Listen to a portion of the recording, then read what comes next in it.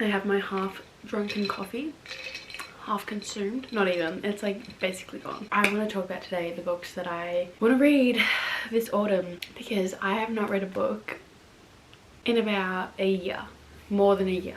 And if it wasn't for school, I'm not counting it, you know what I mean? I think we should start with my physical books that I have, because a lot of the books on my bookcase are books that I have read, and surprises me, I'm not gonna lie.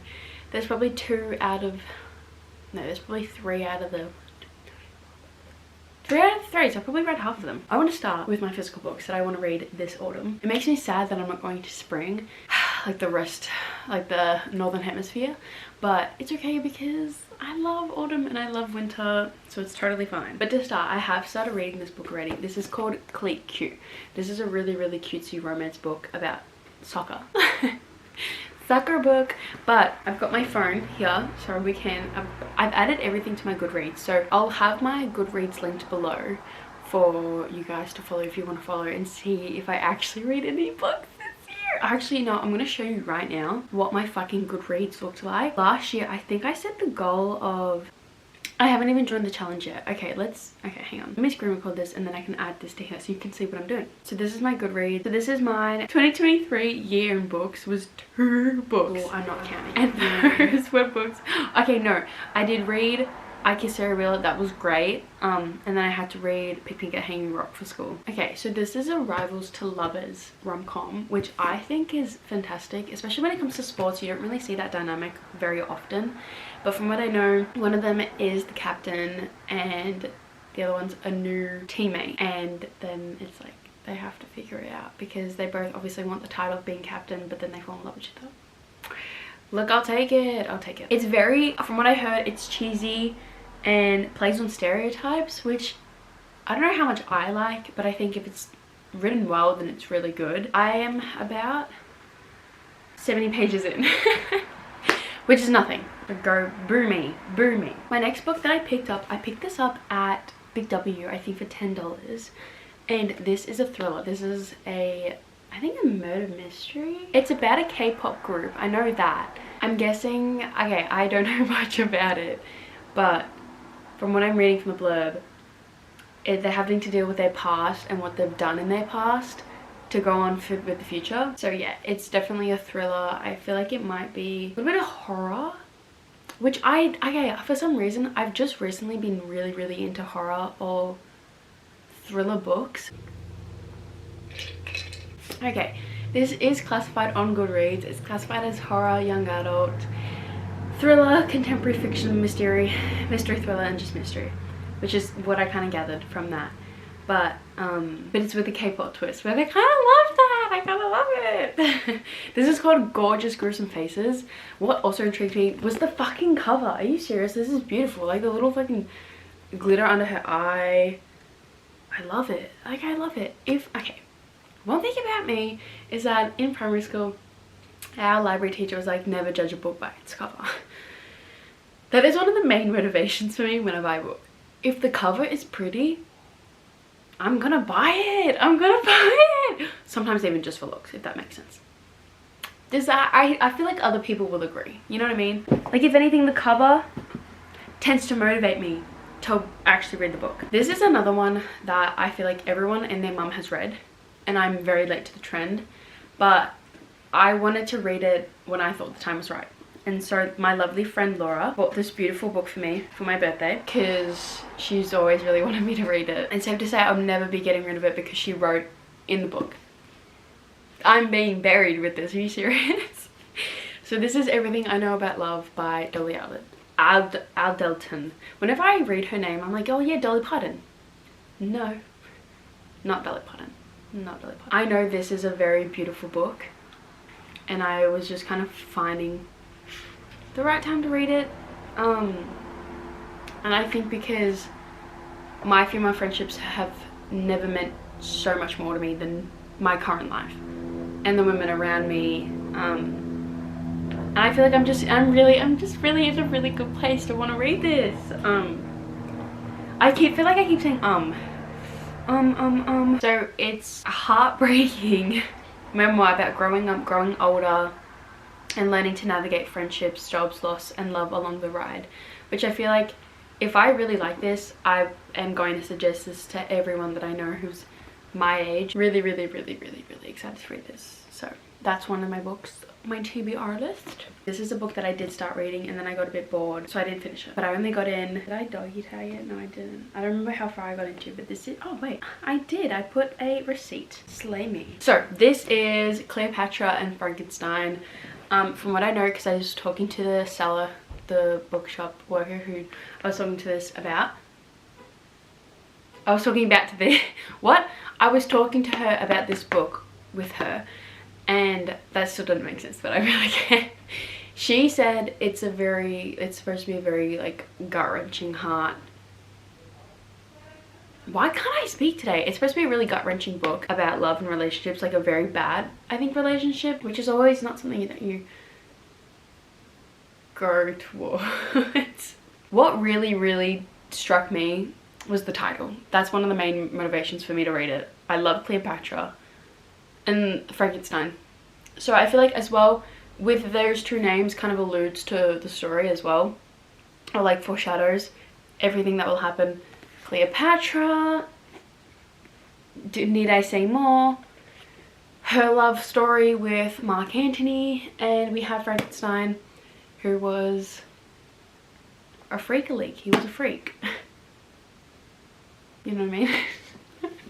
Anyway, so that's, I really want to finish this. I got up to page 79 and they do say don't give up on the book like 50 pages in, at least wait to the 100 page mark. And if you still don't like it after 100 pages, then maybe don't read it. Because they say at 100 pages you tend, like, it's supposed to start picking up, you're supposed to like it more. So that's how I think of it, at least. I just found more books. Okay, so we have, these are some books that I bought in London. I bought The Scatter of Light, which I'm yet to read. A girl who's just before she's going to college in America, so it's her last summer being at home. Oh, okay, her parents exile her to go live in California with her grandparents. Or her grandmother. Oh, so romance. She falls in love with someone and she kind of questions who she wants to be and what she wants her life to be. But I think the cover is just absolutely beautiful. I don't remember where I got that. Next we have, this is The Summer of Secrets. This is by Emily Barr. So again, it's very typical, the summer that changes everything before like the main character moves away or something. Okay, she finds herself stuck in the middle of wealth and rich people, even though she's very much not. So it's a mystery. The main character is finding stuff out that has been she's finding stuff out that's been buried for all these years, and it's kind of up to her if she wants to reveal them or not. Everything just kind of starts to unfold. And it's the last summer. Anyways, this is also very beautiful. The cover's got like the bubbled writing. I think it's just really cool. This is by Emily Barr. Next we have, I bought this from Tesco's. A book like this is being sold at Tesco's in England. Huh? This is a beautiful book. I really, really like this. It's called The Christmas Book Club. And now that I'm going into winter, I think I'll read it because it doesn't fit the vibes. Like, even though it's a Christmas book and it's snowing in the film, like in the book, Christmas here is not this, you know what I mean? Four friends who reunite for their book club, bonded over years of friendship and love for each other and love for books. I think within the book, much gets revealed that they're keeping things from each other. So it's just very typical of like a friendship group that's battling their own things personally, and they might lose each other, they might not. So let's go to the digital books that I have on my phone. Thriller and horror again. So this is The Dead and the Dark. This is a YA murder mystery and thriller. So this is what I've been talking about before. It's got teenage characters, obviously, so that's something that I love reading about, is teenage characters as well, because I'm a teenager. Okay, it's set in Oregon. Teenagers are disappearing and some end up dead. So it's technically just about a girl and her friends who start to reveal the secrets and past of the town that they're in, which is Oregon, which I always love. I love in TV shows and in books where there's like a friendship group who are the main characters and they're just kind of like investigating things of their hometown because things start to go weird, like Teen Wolf. I fucking love Teen Wolf. I love Teen Wolf so much, and I feel like it's one of the reasons why I like books like that, because it's fun and it's almost like entertaining, because you're like, oh, I wish I had a friendship group like that, like, you know, crazy as shit, but like they're putting themselves at risk. So maybe not. Maybe not. Charlotte said she wants to read it as well. So Charlotte, we should have a book club. The genres that it's under is horror, young adult, mystery, fantasy, paranormal, thriller, and fiction, which I think is slay. Okay, the next one we have that's under the same kind of realm of horror is Her Body and Other Parties. This has been on TikTok for a couple of years now, I'm pretty sure, and I've just recently realized what it's about, and I'm like, oh, this would be kind of interesting. It's a short story collection, which I really like. I read Before the Coffee Gets Cold, which is 4 or 5 short stories, all set in the same place, but each one was just as gut-wrenching as the other. So one of the stories is about a mother-daughter relationship and how just kind of coming to terms with that. I'm pretty sure obviously those relationships can be very hard. There's a couple of mixed reviews. There's some people reviewing it as like 3 stars, but then some, like a lot of people doing 5 stars. So I think it's also just really up to you. Okay, the next book is Our Wives Under the Sea, which is a horror fiction, contemporary literary fiction, gothic book, but Goodreads describes it as a story of falling in love, loss, grief, and what life there is in the deep, deep sea, which I think is a metaphor for the mind, the soul, everything. Charlotte also wants to read this. I just want to read really intense books. I'm not gonna lie, I want to read intense books. I want to read books that make me think, that make put into perspective everything else, and kind of make me learn in a way, if that makes sense. I hope that makes sense, because I feel like I'm not speaking very well today, and I hate that. Right here, I Will Never Leave You by Kara A. Kennedy. This is, okay, this is something that I love, not only in books, but as well as in TV shows, is characters who haunt the narrative.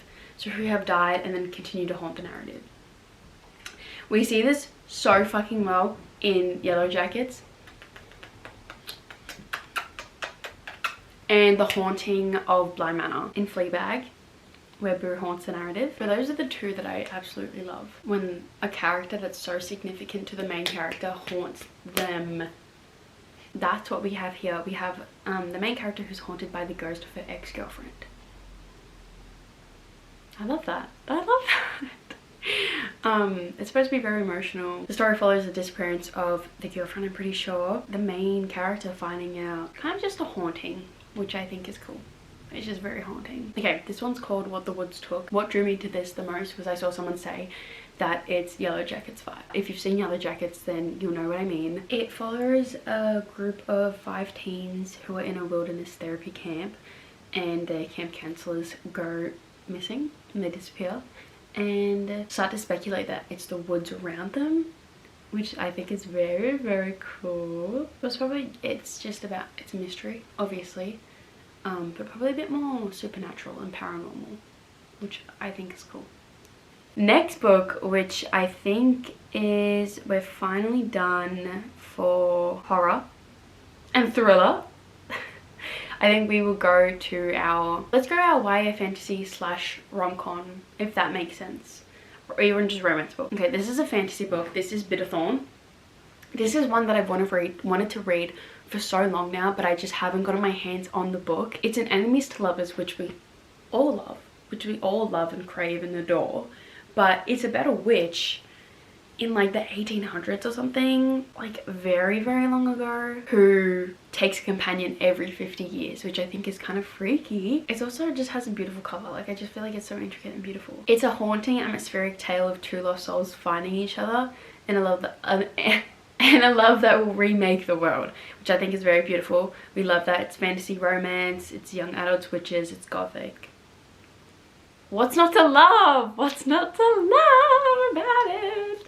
So that's one that I really want to get my hands on this book. I really want to get my hands on. The next one we have is Bride. This is one that I've wanted to read for a while now. I saw one of my favorite YouTubers talk about it, so I was like, this would be interesting to read. It's by Ali Hazelwood, which is a very popular, she's a very popular author. But let's just say it's giving Wattpad werewolf vibes. Is that all I have to explain it with? Because I feel like that's it. I'm not gonna lie, that feels like exactly what it is. And there's vampires in it, which I feel like is kind of fun. Kind of reconnect to my Wattpad self and my Wattpad readings. It's classic, it's poetry, and it's fiction.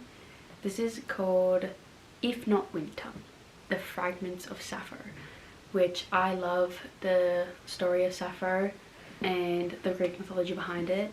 And from what I know, it's just an ancient Greek sapphic poetry, and I think it's a collection of poetry. It's by Sappho but translated by Anne Carson. So it's just Sappho's reflections on love and desire, her companions, rivals, and her daughter Calla.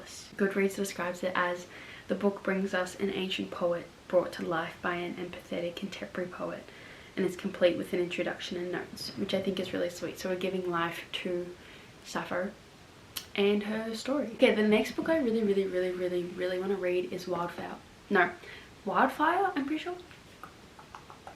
This is about, it's a cheeky little small book, but these two people, they have a one-night stand, and then they find out that they're camp counselling together, and but they're supposed to like kind of deny it, because obviously they're camp counselling, they can't really like each other at this point, and all I know is that there is a scene of them kissing in the rain. But I'm pretty sure he's supposed to be like, okay, from what I know, from what I just read, he's supposed to be golden retriever vibes and she might be like black cat kind of vibes. But I'm not too sure about that, so I'll come back once I read it. I also don't have the book with me, I need to buy it. So we'll see how many of these books I actually read, because that's a lot of money to spend. All those books that I just said I want to buy. Oh my god, oh my god. But that's it, I think, at least. I'm not too sure. But as of right now, the books that I will end up reading are the ones that I have with me. These lovely books. Let me flip it around. Yeah, if you guys have any suggestions for books, please let me know, because I'd love to know your suggestions. That's it, Slayers. Stay slay. Peace out, Girl Scout. There's a kiss for ya. Bye.